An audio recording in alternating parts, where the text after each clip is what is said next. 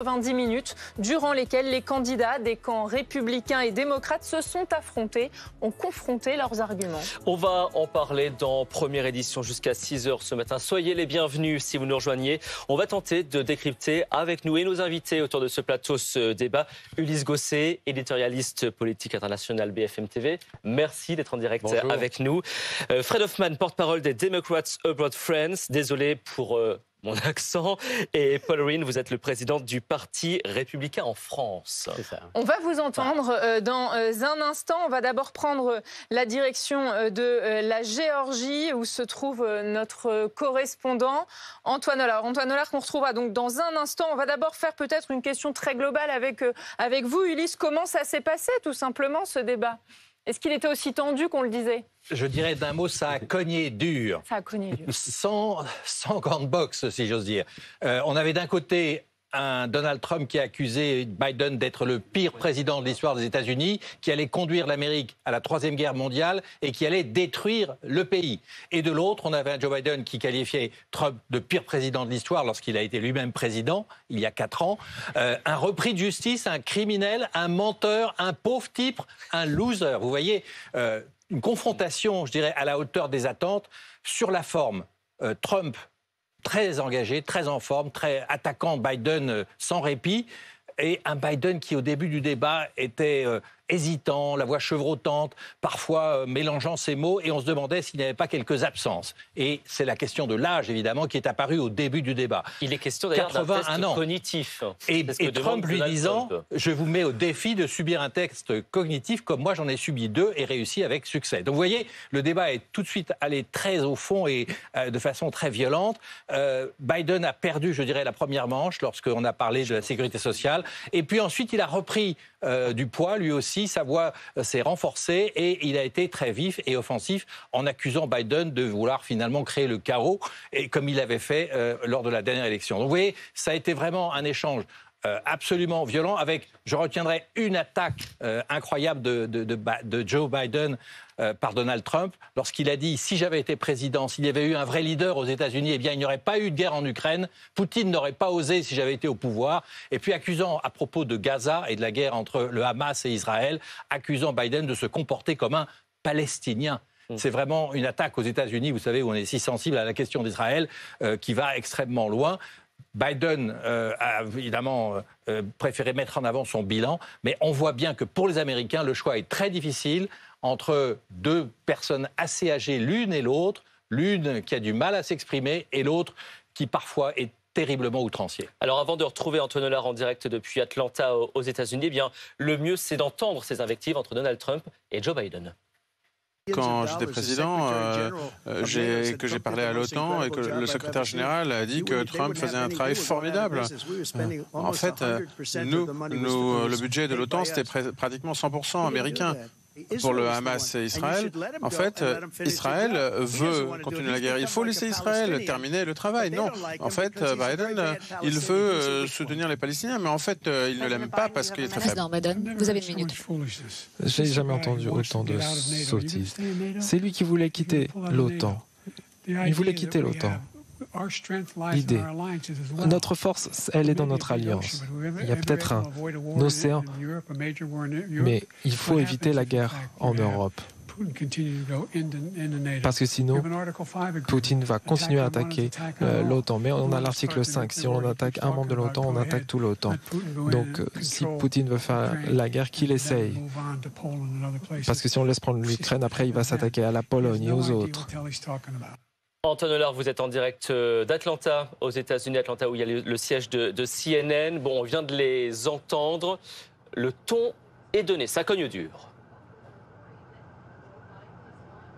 Oui, exactement. Et si ce duel était un match de boxe, moi j'ai plutôt le sentiment que Joe Biden a passé une bonne partie du match dans les cordes, à subir les coups et les attaques de Donald Trump.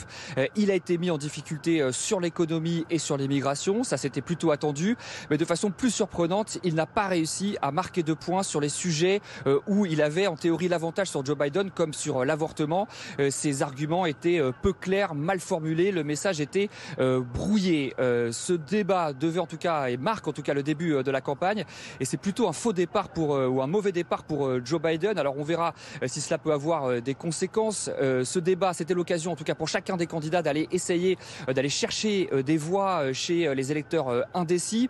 Sur la forme, la victoire est très claire pour Donald Trump, qui lui pour le coup a réussi son défi. Il ne s'est pas énervé, alors il a été parfois très violent dans ses attaques, mais sur la forme il est resté quand même plutôt calme. Il n'est jamais sorti de ses gonds, même quand Joe Biden a essayé de le pousser à bout en lui rappelant par exemple ses aventures extra-conjugales avec une star du porno, l'affaire Stormy Daniels, dans laquelle il a été condamné. On voyait que Donald Trump fulminait intérieurement, mais il n'est pas encore une fois sorti de ses gonds. Donc sur la forme, plutôt victoire donc pour Donald Trump.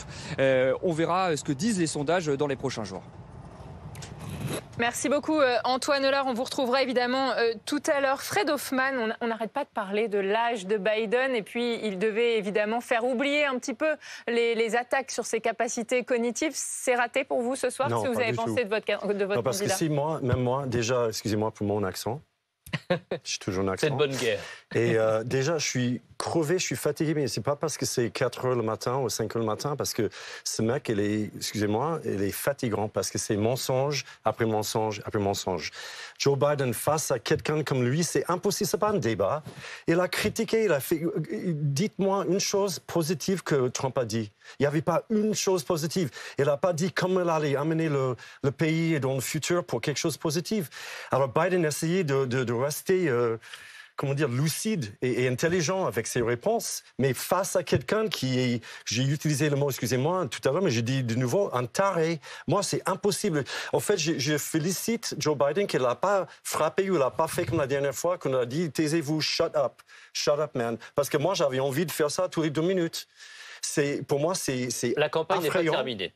La campagne n'est pas terminée. Non, mais c'est ça, mais ça me fait peur, franchement, voilà. d'avoir quelqu'un comme ça qui mène le pays et pour le monde. C'est vraiment effrayant. C'est vrai ça, Ulysse, ils n'ont pas eu le temps de développer leur programme, ça a été des attaques permanentes et donc pas de programme finalement. Oui, ça a été surtout des attaques sur le bilan de l'un et de l'autre. Trump n'a cessé de reprocher à Biden son inaction en Ukraine, en Israël. Il a dénoncé le désastre, vous savez, du départ d'Afghanistan, c'est vrai, qui était assez pitoyable pour les États-Unis. Et quant à Biden, il a reproché à Trump d'abord d'être un menteur, un loser, un pauvre type, un criminel, un repris de justice qui a été reconnu coupable. Et il a affirmé que Trump était le pire président des États-Unis. Donc c'est vrai que sur la forme, si vous voulez, Trump avait l'avantage car il était quand même beaucoup plus dynamique et à chaque fois, il repoussait Biden avec des arguments peut-être qui sont fallacieux, peut-être des mensonges, mais sur la forme, les Américains ont eu le sentiment qu'il était plus puissant, entre guillemets. Et Biden, c'est vrai, avait des propositions sur... il a défendu son bilan, je dirais, notamment l'économie qui va bien, mais Trump est revenu à la charge en dénonçant l'inflation, qui est le gros problème de Joe Biden. Donc on voit que c'était un débat extrêmement animé, et Trump, compte tenu de sa force physique, et Biden de ses difficultés, a certainement eu l'avantage. Paul Reed, est-ce qu'il a gagné des bons points ce soir, Donald Trump? Oui, je crois. Oui, il a fait la réalité devant les mensonges. Et, Monsieur Hoffman peut dire que c'est que Trump qui a fait le mensonge, mais Biden a fait même plus. Que Biden a vraiment attaqué Trump ce soir. C'est vous, le pauvre type, vous êtes un loser. Biden accuse également Trump d'avoir le sens moral d'un dépravé. Ça va être ça pendant plusieurs semaines, pendant plusieurs mois, cette campagne électorale. Vous savez pourquoi elle a dit loser et soccer? Excusez-moi, c'est juste... Oui, mais c'est le contexte. C'était avec le militaire et Biden a réagi par rapport à son fils. Si vous regardez le séquence. S'il vous plaît. Hein? Paul Reed. Oui. Par exemple, Biden a dit... il a répété cette mensonge sur Charlottesville, que toute l'Amérique comprend que c'est un mensonge. Vous voyez? Non, mais c'est pas un mensonge. Il n'a jamais appelé les nazis les bons gens. Et on peut trouver les vidéos en 2 secondes. Mais il a dit les choses comme qu'il a fait plus pour les Noirs et les pauvres que Trump. Il a dit que Trump a détruit la moyenne classe. On peut juste regarder les statistiques pour les Noirs. En 2020, il y avait que 7% qui a voté pour Trump. En 2024, c'est estimé 21%. Hispanique, c'est similaire, c'est beaucoup plus. Et donc, si Biden a fait tellement bien pour les Noirs, par exemple, les pauvres. Pourquoi ils sont en train de bouger? Ça, c'est mensonge aussi. Il parle toujours de... il a hérité de Trump une horrible économie. Mais il jamais parle de... C'était après Covid. Il y a également les démocrates ont fermé l'économie. Donc, c'est un peu absurde. Il y a également cette attaque de Joe Biden qui accuse clairement Trump d'avoir incité à l'invasion du Capitole. Oui, bien sûr. Il accuse Trump pour tout. Et il a dit que c'est Trump, un boulet quand même que va traîner Trump pendant toute la campagne. Pardon, excuse-moi. C'est un boulet que va traîner Donald Trump pendant toute la campagne, tous ces déboires, toutes ces condamnations. Oui, Trump était condamné, il est condamné toutes les affaires juridiques. Malgré tout ça... On peut diriger les États-Unis quand on a été condamné comme Donald Trump. On peut diriger les États-Unis quand on a été condamné comme Donald Trump. Ah oui. Il a été condamné par un juge et un procureur partisan. Tous les spécialistes de la loi ils sont d'accord que ça, c'est absurde. On a le sentiment que les mois qui vont passer, là, jusqu'à l'élection américaine le 5 novembre, ça ne va être que ça. Un débat qui va crescendo, sans forcément beaucoup de sons et beaucoup d'attaques. Oui, et avec il faut qu'on s'attende à ça. Certainement. D'abord, c'est le premier débat et c'est la première fois dans l'histoire qu'il a lieu avant les conventions, à 4 mois des élections. Ils ne sont pas encore investis, les candidats. Ils ne sont même pas désignés officiellement. Donc ça, c'est une première surprise. La deuxième surprise, c'est que les Américains sont finalement dans un choix extrêmement difficile. On a d'un côté, effectivement, un ex-président qui est reconnu coupable. Quoi qu'en disent ses partisans, il a été reconnu par un jury populaire. C'est la première fois. Et il a d'autres procès à venir, notamment pour son rôle dans l'invasion du Capitole. C'est quand même extrêmement grave et Biden l'accuse de vouloir remettre en cause la démocratie américaine. Et puis, côté Biden, les Américains voient un président très âgé, qui s'exprime avec difficulté, qui dit des choses sensées, ça c'est vrai, sur le fond il est toujours excellent, mais dans la forme il n'est pas à la hauteur. Et donc la question qui se pose c'est, est-ce qu'il n'y a pas un autre choix pour l'Amérique ? Beaucoup se posent cette question. Et ce serait quoi ce choix ? Et pour Biden, c'est plus grave que pour Trump, parce que Trump a écrasé tous ses adversaires dans le Parti républicain, et il va aller jusqu'au bout comme un rouleau compresseur. Biden, certains vont se demander, est-ce que finalement on ne devrait pas trouver un autre candidat ? Et il y en a d'autres. Mais est-ce que c'est possible de le changer un mois et demi avant la convention ? C'est trop tard ou c'est encore possible? Non, c'est encore possible. Et n'oubliez pas, c'est la convention qui décide. Et qui pourrait sortir du bois, là, par exemple ? Est-ce qu'il y a des noms comme ça qui sont... Un sénateur, un gouverneur de Californie ou d'ailleurs. Vous savez, l'Amérique est un grand pays et il y a de très nombreux hommes politiques qui pourraient faire la différence. Mais actuellement, c'est un peu figé. Et c'est ça, je dirais pas le drame, mais enfin la situation difficile de l'Amérique d'aujourd'hui. C'est-à-dire qu'on ne sent pas le candidat pour l'avenir qui pourrait guider le pays au-delà des invectives qu'on a entendues ce soir. Biden parle des sottises de Trump, Trump parle de Biden comme un menteur. Je dirais la violence de ce débat n'est pas vraiment à la hauteur des enjeux. Fred Hoffman, est-ce que c'est pas le vieux monde contre le vieux monde finalement ? Non, je ne vois pas comme ça. Je vois quelqu'un qui est vachement bien dans ses bottes et qui connaisse bien ces sujets. Il a du mal peut-être s'exprimer, mais il faut voir les résultats de ce qu'il a fait pendant 3 ans déjà, jusqu'à 4 ans. J'ai 2-3 choses, je vais dire rapidement, parce que je suis frustré avec cette histoire. Déjà, c'est le système de justice aux US. C'était pas Biden qui a arrêté Trump ou amené un procureur. Alvin Bragg est allé à la Maison J'ai dit ça, c'est le système. Et si vous ne croyez pas, c'est pas très démocratique. Il y a une autre chose. Laissez-vous parler. Oui, une chose que je voulais remarquer, c'est que si vous regardez le replay, vous allez voir chaque fois, ils ont posé une question à Trump, et elle a fait une esquive. Il a tout de suite dit « Ah, je retourne sur une autre chose ». Il n'arrivait pas. Et chaque fois, soit Dana Bash ou Jake Tapper, ils sont revenus et dit « La question était… » Alors, ils ne voulaient pas répondre. Ça, c'est une chose à remarquer chaque fois. Et l'autre chose, il y a un mensonge… Pourquoi Trump ne voudrait pas répondre ? Ouais, je voulais juste corriger qu'il y avait besoin de plus de temps pour corriger tous les mensonges. Non, c'est parce qu'elle n'avait pas les réponses, c'est pour ça. Mais il y a une autre chose, un vrai mensonge, je vais vous dire, quand elle a parlé d'un avortement, que c'est après 9 mois, quand le bébé est né, qu'ils peuvent tuer ça. Excusez-moi, c'est un homicide, c'est illégal. C'est pas un avortement. Non, c'est illégal, c'est homicide. Vérité. Non, c'est pas la vérité. Ça, c'était un débat très important sur l'avortement. Et en fait, il y a eu les questions. Il y a eu la question de l'inflation qui est vitale pour les Américains. Mais la question de l'avortement, c'est essentiel parce que la Cour suprême est revenue sur l'autorisation de l'avortement telle qu'elle avait été conçue. Et Joe Biden, en fait, a accusé Donald Trump d'avoir nommé des juges favorables. Oui, Joe Biden a dit « je reviendrai sur cette décision de la Cour suprême ». Et évidemment, Donald Trump a dit « c'est aux États de décider ». Et ça, pour les femmes américaines, c'est un vrai enjeu.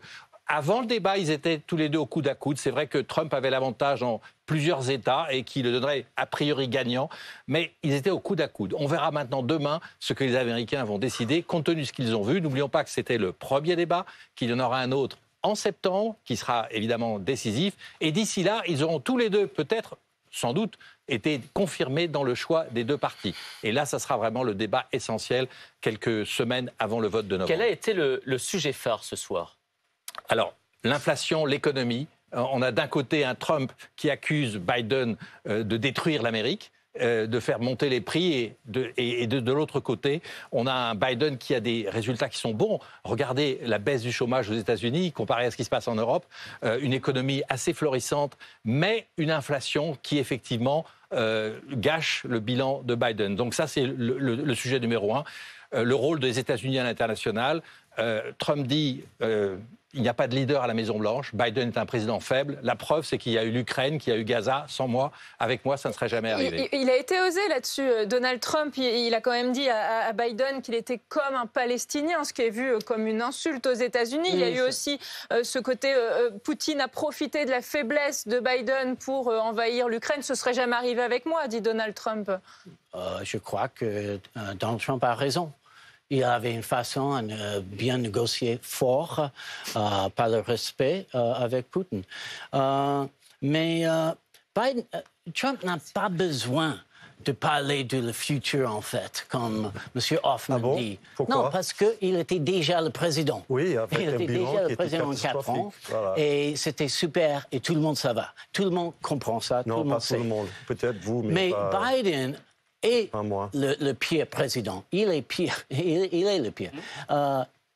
Qu'est-ce qu'il a fait de pire? Et donc, Trump est frustré, comme tout le monde, et il était obligé d'essayer de corriger tout le mensonge et parle de l'administration Biden. Eh bien, merci. Messieurs, d'avoir été en direct avec nous pour débriefer ce premier débat entre Joe Biden et Donald Trump. Fred Hoffman, donc porte-parole des Democrats Abroad France, Paul Rehn, président du Parti républicain en France, et puis qu'on ne présente plus, qui fait partie de la maison depuis tellement longtemps, qui nous raconte le monde tel qu'on l'observe au jour le jour. Merci d'avoir été en direct avec nous. Tout de suite, la météo.